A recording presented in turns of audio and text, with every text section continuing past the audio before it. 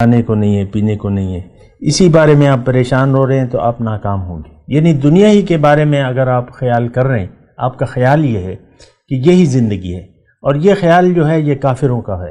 قرآن میں وہ کہتے ہیں ان ہی الا حیاتنا الدنیا، ہماری زندگی تو بس یہی ہے، نموت و نحیا، جی رہے مر رہے، اس کے بعد کچھ بھی نہیں ہے۔ اعوذ باللہ من الشیطان الرجیم، بسم اللہ الرحمن الرحیم، اللہم صلی علی سیدنا محمد معدن الجود والکرم آلہ وسلم۔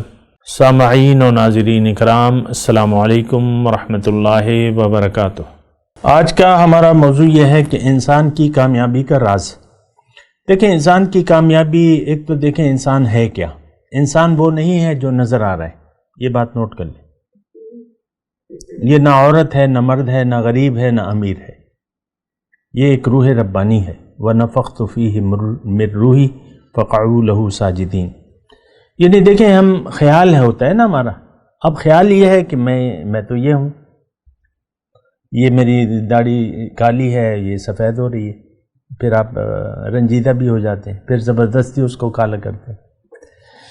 تو خیال کی میں بات کر رہا تھا کہ کامیابی کا راز آج کا وہ ہے، دیکھیں انسان اگر آپ اس دھوکے میں مبتلا رہے اپنے بارے میں کہ میں بس یہی ہوں، تو پھر بات ناکامی کی طرف جائے گی۔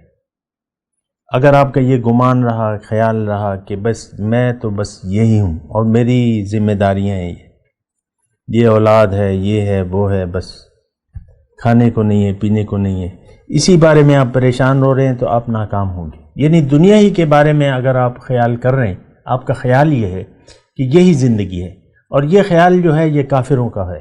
قرآن میں وہ کہتے ہیں ان ہی الا حیاتنا الدنیا، ہماری زندگی تو بس یہی ہے، نموت و نحیا، جی رہے مر رہے، اس کے بعد کچھ بھی نہیں ہے۔ آج بھی یہی کہہ رہے ہیں، دل ترا کا الترا نوار، آج بھی یہی تصور ہے۔ داخلہ تو سوکھ راغلی، سوکھ راغلی نہیں راغلی، بس کھاؤ پیو عیش کرو۔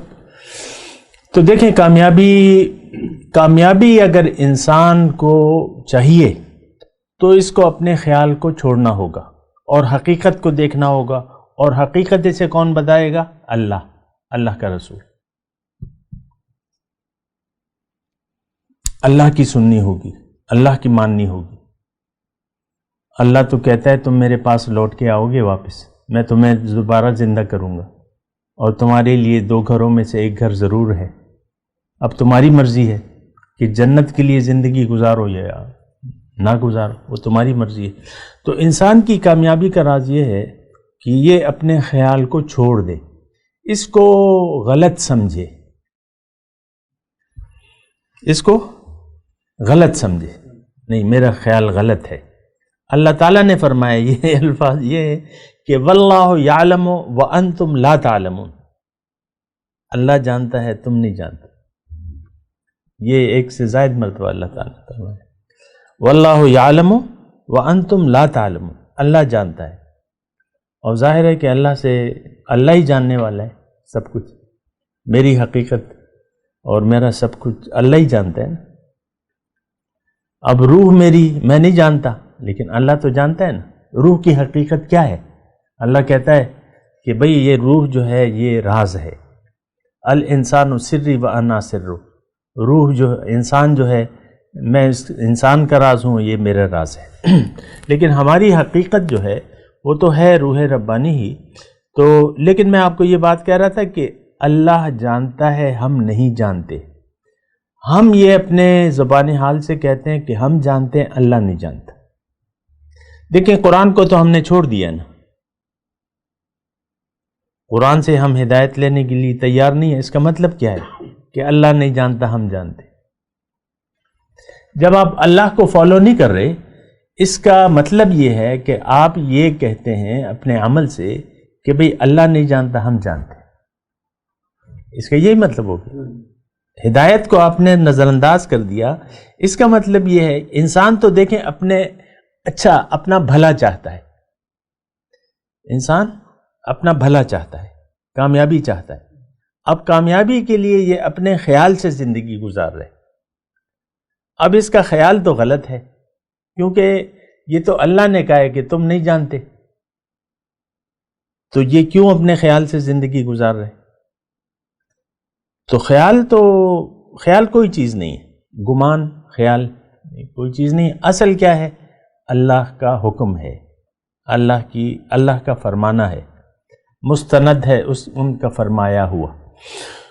تو کامیابی کا راز یہ ہے کہ پہلی بات یہ ہے کہ اپنے خیال کو آپ غلط سمجھیں، یقین کر لیں کہ آپ نہیں جانتے، اللہ جانتا ہے. اب جب تک اس کا یقین نہیں ہوگا تو ہم قرآن کے محتاج ہی نہیں ہو سکتے. آپ خود بھی، آج کا معاشرہ قرآن سے لا تعلق ہے، اپنے بچوں کو بھی آپ قرآن سے کوئی خاص لگاؤ نہیں ہے، کیونکہ جیسا گھر ہوگا، جیسے پیرنٹ ہوں گے، وہی اسی طرح والدین وہ بچے بھی ہوں گے. تو بہرحال یہ معاشرہ ایسا ہے.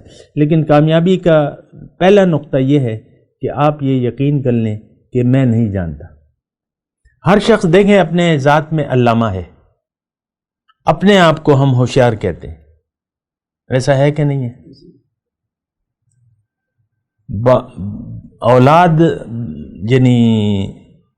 اولاد اپنے باپ کو سمجھتی ہے کہ میرا باپ نہیں جانتا. بعض اوقات اولاد بڑی ہو جاتی ہے نا تو باپ کو خاموش کرا دیتی.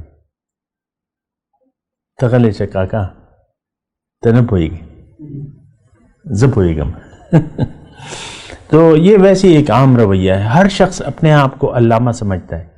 تو جب آپ اب علامہ ہیں اپنی ذات میں، اس کا کھلا اظہار یہ ہے کہ زندگی اپنی مرضی سے گزار رہے ہیں آپ، اللہ کی مرضی کے آپ محتاج ہی نہیں ہیں.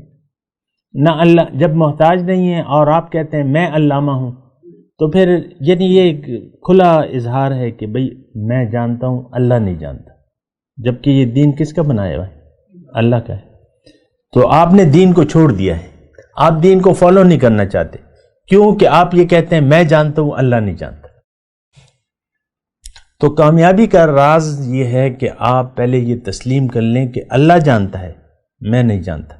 تو پھر آپ اس کے پیچھے چلیں، پھر آپ اللہ کے حکم کی پیروی کرنے پر مجبور ہوں گے. جب آپ یہ تسلیم کر لیں گے کہ میں جو سوچ رہا ہوں وہ غلط ہے، جو اللہ ہمیں فرما رہا ہے وہ ٹھیک ہے. تو اللہ تعالیٰ نے تو دین میں کوشش کس کے لیے کرو، کیسی کوشش کرو، یہ سب قرآن میں لکھا ہوا ہے، حضور صلی اللہ علیہ وسلم نے اس کی تشریحات کی ہیں.